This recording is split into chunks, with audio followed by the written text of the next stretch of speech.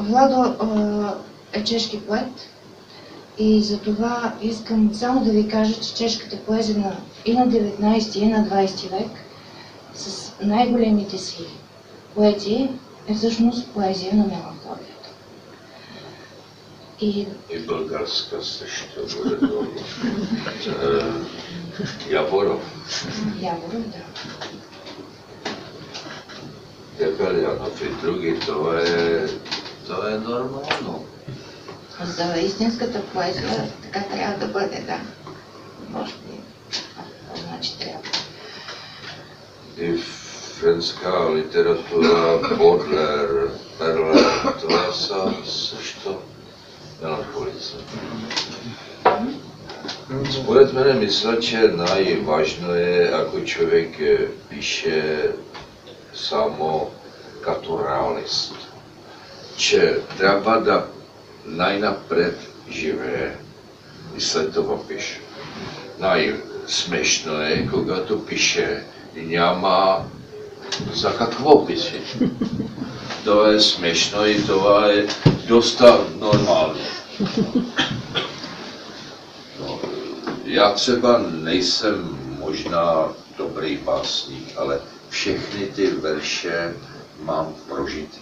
Аз може и да не съм добър поет, но всички тези стихове са преживяли. Z každého toho verše mám prostě nějakou stopu v paměti. Já si to můžu brát jako deník, jako něco, co prostě jsem zažil a co prostě jinak neumím říct. Всеки стих е следа от паметта. Всичко, което съм написал, съм преживял. Samozřejmě děvčatům jsem lhal. Момичетата съм лъгал. A nadřízeným taky samozřejmě. Ale И poezii управниците също. Но в поезията. A dělá mi to vážné problémy v manželství a všude možně. И навсякъде имам проблеми, и в съпружеските си отношения, и навсякъде. Ale v poezii se nemá lhát, je to škoda. Но в поезията не бива да се лъже. Мисля си да може. Ако искате да прочетем още малко стихотворение и след това просто да, дори и да не сте чели все още тези стихове, хубаво ще бъде да поговорим. Зависи само на вас, ако искате, můžeme, ако не искате, направíme край, přeťušo si necháme. Po propast opření holubům sypeme vše, co nás všechny bolí. Drobečky úsměvů, sůl našich všedních dní. Abychom poslepu, opřeni o cokoliv, došli až ke srázu, kde hnízdí holuby. На пропаст опрени. Гълъбите храним с всичко, от което ни боли. С къщите усмивки, с солта на делничните дни. За да стигнем слепешком опрени на не знам какво, до съдбовната ни среща с гълъбовото гнездо. Kamenná slza, suma dětských slz. A všechno, cokoliv se stane, bylo tu dávno před námi. Dětská slza se změní v kámen a ten kámen nás zavalí. Детските сълзи са брани в камък. И това, което ще се сбъдне, вече се е случило отдавна. Детската сълза ще се превърне в камък, който върху нас ще падне. Pokora. A ještě věříš na souzvuk pocitů, touhy, lidské řeči. Jak ten, koho nenavštívil Bůh a přesto v spustlé chrámu klečí. Покорство. И ти вярваш, че има съзвучни акорди от изречени думи, от чувства и блян. като онзи, когато Бог не е споходил, но все тъй коленичи сред пустия храм. Z konce léta ve smavém létě tma je jakože zvonicí pltí touhou rozpálena, a že se srpen blíží k podzimu, dlouží se stín stále kratší. От края на лятото, смуглия загар на лятото, тамата е жена, суханна плът, разпалена в копнежи, и приближава август есента, скъсени дни с сенки удължени. Aně,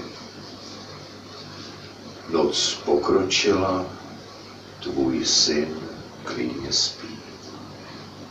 A ty si všechny smutky vyhostil.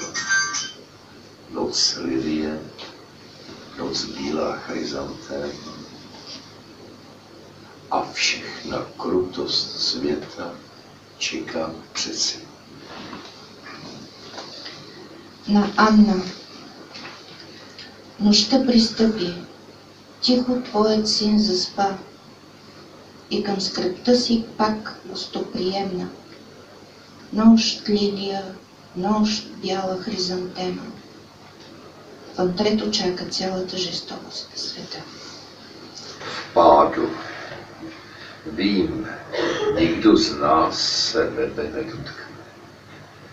Nevěřím řečem o azu. To jenom vločky znamené padají tváří dolů. Падайки. Аз знам, небето няма да достигнем. Не вярвам в разказите за лазура и само уморените снежинки надолу през лицата ни пътуват.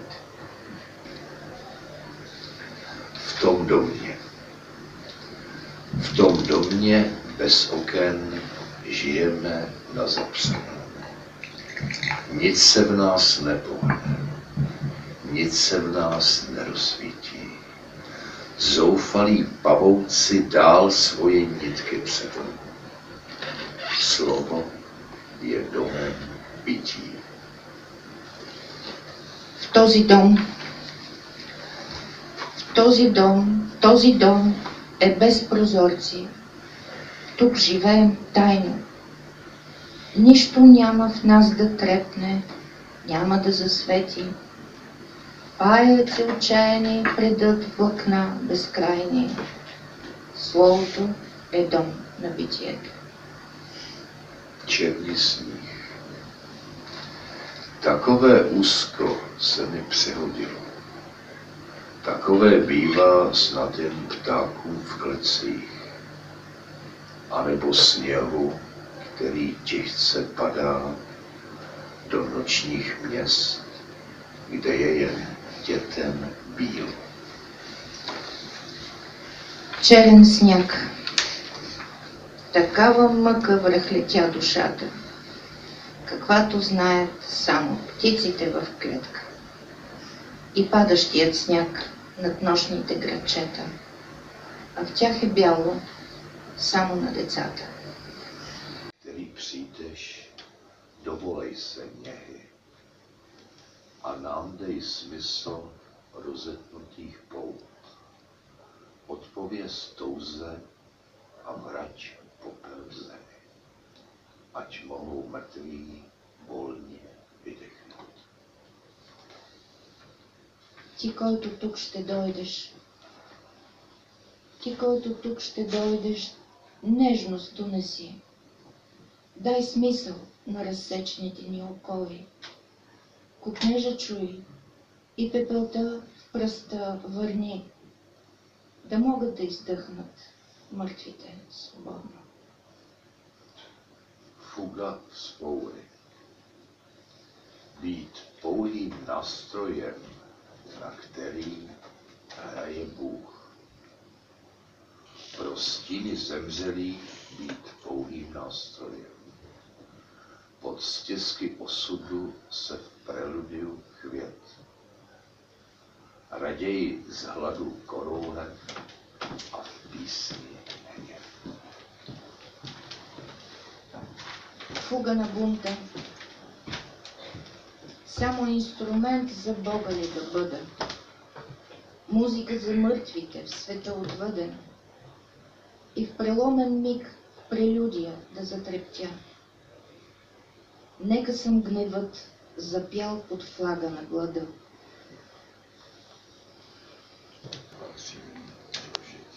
Protože ty překlady jsou přepásní, jsou krásné a velice přesné. Сега трябва да преведа.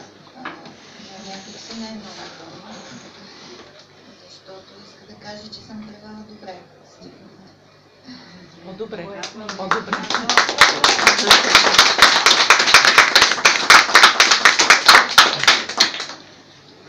Благодаря ви. Аз виждам, че тук сред нас са много по-големи преводачи на поезия от мен. Много се радвам, че господин Иван Вълев е тук, от него съм се учила. И понеже той е превеждал трудна поезия, трудната поезия всъщност е трудна, защото има толкова много пластове на смисъл. И трудна, защото езикът е толкова прекрасен, толкова красив, че е много трудно да запазиш цялото това богатство на внушението, защото, знаете, нищо ново не казвам. Поезията не е това, което казва, това, което внушава. Чрез всички неказани тези вътрешни пластове, чрез цялата красота на поетически език, която означава и алитерация, офония и така нататък, рима, стъпка, мелодика. Така че наистина това е една изключително богата поезия и много трудна за превод. И това, което искам да ви кажа е, че опитах се да бъда вярна на тази поезия. Но в чешки език има една много хубава дума, която няма на български език и аз не веднъж съм казвала това. На чешки има глагола přebásnit и přebásnění за превод на поезия. А това буквално означава да пренапишеш стихотворение. Така че това са пренаписани стихотворения, но вие знаете, че не е възможно да бъде другояче, когато се превежда поезия. Опитала съм се да бъда максимално предана, като предано листо. Опитах се, защото тази поезия е толкова силна, толкова богата, че просто би било кощунство, ако си позволя да се отклоня съзнателно. Аз съм благодарна и на Владо за това, защото имаше много трудни моменти, които той ми помогна да разбера, както и на Якоб Миколецки специално благодаря, защото Якоб ми отвори очите за един много скрит смисъл. Ние даже тук мисля, че го бяхме отделили това стихотворение, т.е. определили, за да го прочетем. Но ако това е много за вас, просто ще спестим останалите стихове, които искахме да споделим с вас. Там, например, има един такъв стих, аз даже няма да мога сега целия да го кажа, но това е... Srpna ťal do srdce. Сърце безбранне. Bezbrané. To je ten verš. Виждате, сърпа. Je to zvukomalba samozřejmě, Da. ale pro mě to znamenalo vlastně srpen 68. Kdy jsme byli zrazeni. И понеже това е, ето, този скрит културен смисъл, който само носителят на тази култура, на този език може да го хване. Моите така самокритични признания в този смисъл са за това, че аз не можах да разбера, че сърпът на август, че август е всъщност 68 година.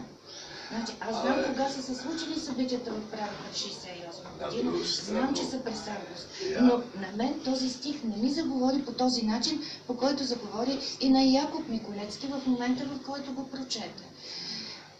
Samozřejmě, ale druhá věc je, že mě do poezie většinou nevýštějí tanky a A nejsou tam takové prvoplánové politické nebo В моята ideologické поезия, в моите стихове не záležitosti. влизат танкове и няма място за Takže такива se nemusíte събития. obávat, že to bude nějaký špatný kulturní kód, který nepřečtete. Spíš je problém, že já píšu čím dál jednodušším způsobem. Myslím, že slovům se má vrátit jejich původní smysl. Думата трябва да се върне към своя изконен смисъл. To je role básníka.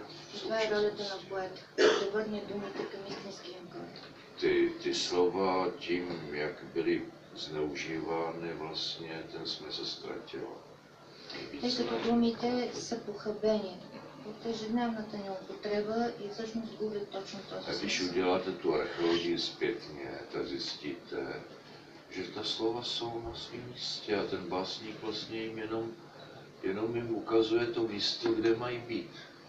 И всъщност, ако направите една археология на текста, на текста ли каза нещо друго? Na dumy, На думи.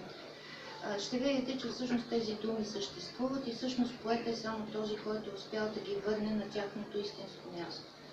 Книгата накрая, самият автор, вече от една не само поетична, но и литературоведска гледна точка, всъщност представя тази, както я нарича той, философия и поетика на четиристишие. Já chci jenom říct jednu věc, kterou bych měl přeložit. Бих искала да кажа нещо. Když básník moc dobře ví, jak se má psát, tak je většinou moc špatný básník. Когато един поет знае как трябва да се пише, значи той е лош поет.